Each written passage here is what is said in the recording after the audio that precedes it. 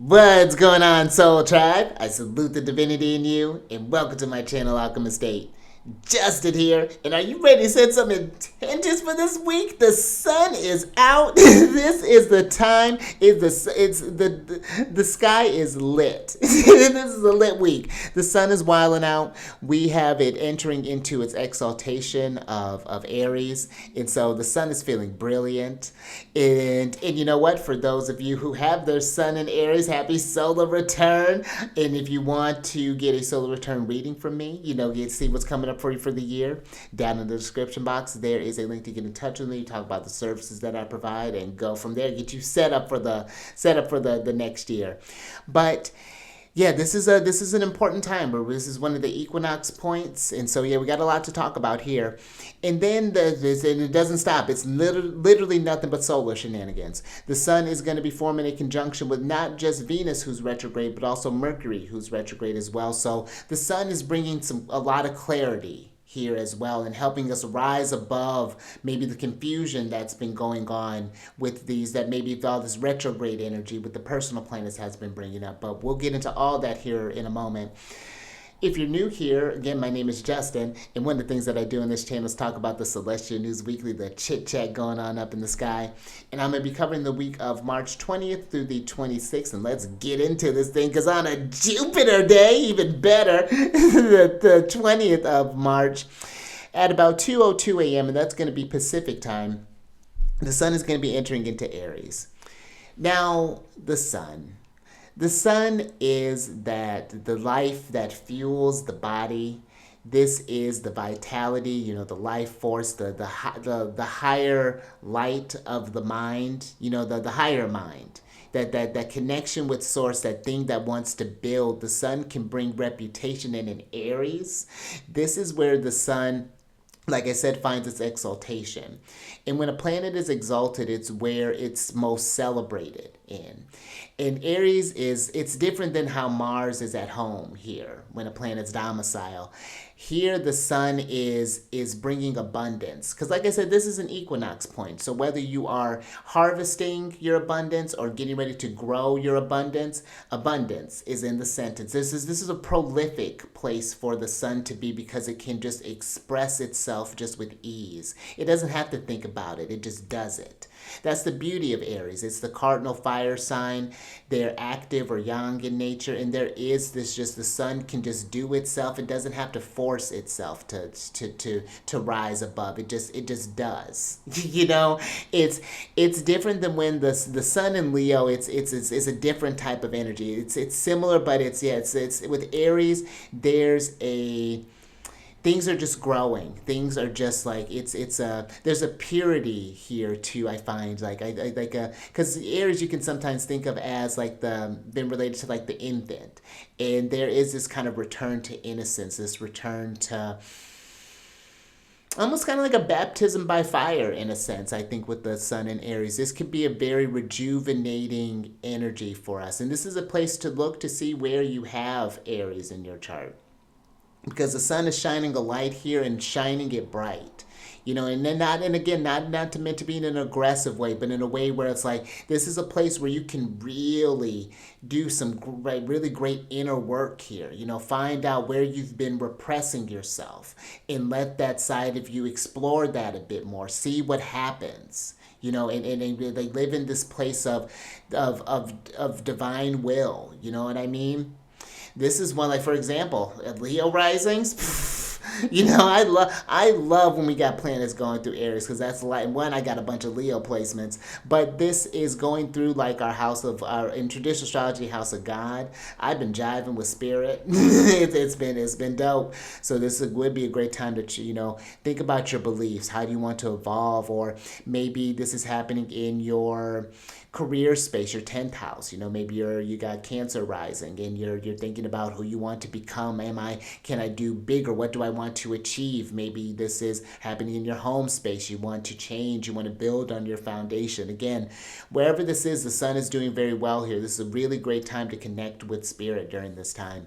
And also, too, you may notice, especially, this may be one that you may feel this a bit more if you have Cancer or Capricorn placements, just because that's forming because the sun's going to be forming squares with those signs.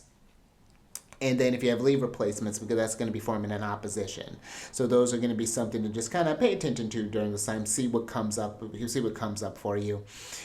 But yeah, that's what I got to say about those sun. Well, no, it's not, because we got two more things. But let's talk about this. I think this is very important too, to remember, keep that idea of being in that exalted place as we talk about these next couple of transits.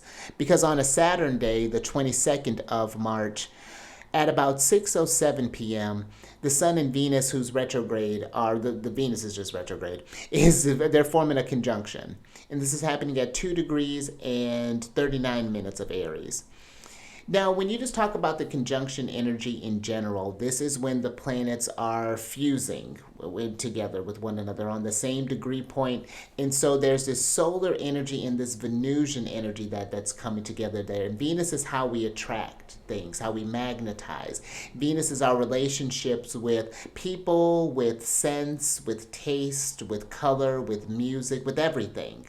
You know, that's Venus for you. She's how we experience love, how we express love, and same thing as far as like beauty. And so this is looking at, she brings harmony, balance. And so this conjunction is looking at where we've been out of balance. You know, where we've not shown up for ourselves. Because when we're dimming our light and don't have that relationship with that inner self, we're doing the not just yourself a disservice, but all of us a disservice. You know, when you, and that's not to put any kind of pressure or anything. It's more so just you're on this journey. Why not live it? Why not live it to the fullest? And I understand that there are different obstacles and limitations, but the sun is up to meet that challenge in Aries. This is a time where you may be afraid, but in the face of fear, that's where courage blooms. You know, there can't be courage without there being something that you're afraid of. So this would be even a time to maybe even check with your relationship with fear, as that makes sense for you. You know, this could be where maybe you're looking for maybe help. This could be happening in your 7th house. You're taking that initiative, finding someone to help you move through these things, you know. But I think that this is interesting too. The Sabian symbol for this is phase 3 of Aries. And this talks about the cameo profile of a man suggesting the shape of his country. And the keynote for this is the sustaining power of the sustaining power of at the whole as the individual identifies itself. I think I wrote that weird. Let me actually pull that up really quick. Thank goodness it's like close. Oh, no, I did it right. The sustaining power of the whole. Oh, I did write that weird. The sustaining power of the whole as the individual identifies themselves with its life. So that's what's going on there. But this Sabian symbol really speaks to me, thinking about how, not just how we represent ourselves as an individual, but thinking about that on a larger scale. Like, how does my contribution represent, not even just a state, a country, but us as human beings? You know, what are we creating in this? You know, is this where we really saw ourselves collectively going? And how can we bring things more into balance? Where do things seem to be a little out of whack? And what are some solutions for that? This Venus is trying to problem solve here. Like, this is like where, and Mercury is going to come in to help her with that. But this Venus here is just like, this is a time to think about, okay, not just what can I attract, but Venus in Aries is how do I go after it? You know, this is not a passive Venus.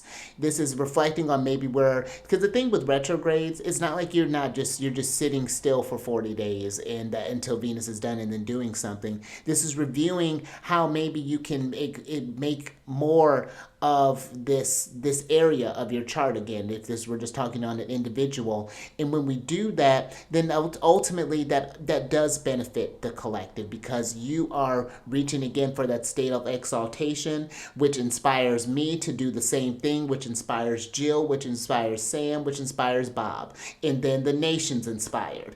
And then, you know, it's just a big ripple effect here. And that's what I think Aries energy can do as well. It can galvanize.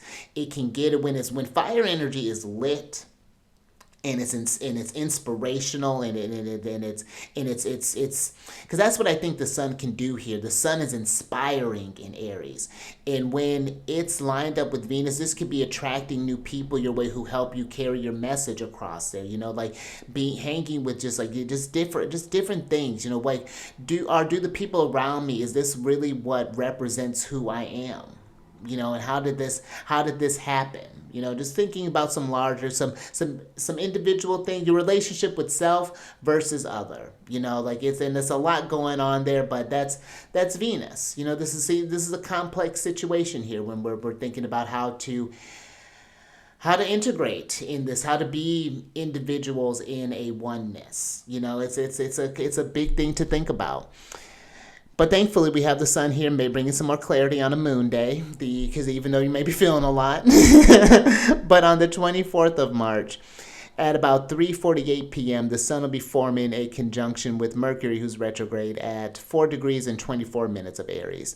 And when we're talking about Mercury, this is, again, how we understand things, how we put stuff into practical wisdom and application, and our knowledge, forethought, communication.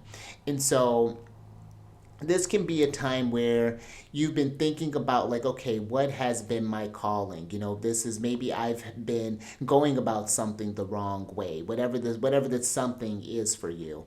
And this is how I can take it higher. This is how I can make it bigger. And it's probably going to be in a reevaluation phase. Maybe there's going to be something in that Pisces when Mercury retrogrades back that you can get some further inspirations from. Even though Mercury's not at its best in Pisces, you can still get some really good ground, or get some really good insights from Mercury and Pisces as well, that you can bring back into that Aries energy.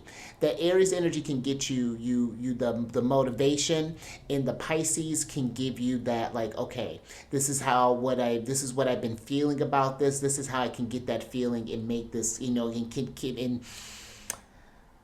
manifest it in a way. This is but this Mercury in Aries, I find Mercury in Aries is a very quick energy. It's a very sharp place for Mercury to be, even retrograde, But I do think that this is a time to reevaluate, like, how you can go transcend oneself, to be, again, your most exalted self, because this one is very interesting, is phase 5 of Aries, and this one is a triangle with wings.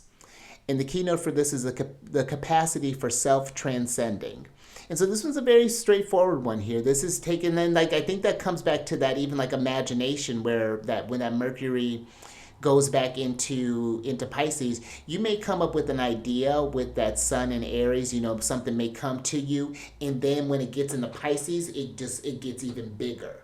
You're just like, oh, if I can do that, I could definitely make that happen. What happens if I do turn it up a few notches? What does that look like? And really get a feeling of what you at your best can be. But I think it really all is a matter of will. That's what the sun, I think, is bringing up a lot this week is, because where there's a will, there is a way. There's always a way. And so I think the sun is bringing that even that sense of belief, a lot of courage, and a lot of facing, things that you thought you couldn't handle, being able to overcome challenges that may seem maybe hopeless at first. But then the sun comes through, parts the light from the storm, and new energy comes in. So just some things I think to think about there with this coming week. I think very kind of spiritual week, just with that solar energy can be very, yeah, very, very cool. I think what's going to happen over this week. But if you like that, if anything resonated with you, leave a comment and tell me how you've been working with these transits here. What's been coming up for you, and what have been some tips and tricks that have helped you to process and ground all of this stuff that's been going on here.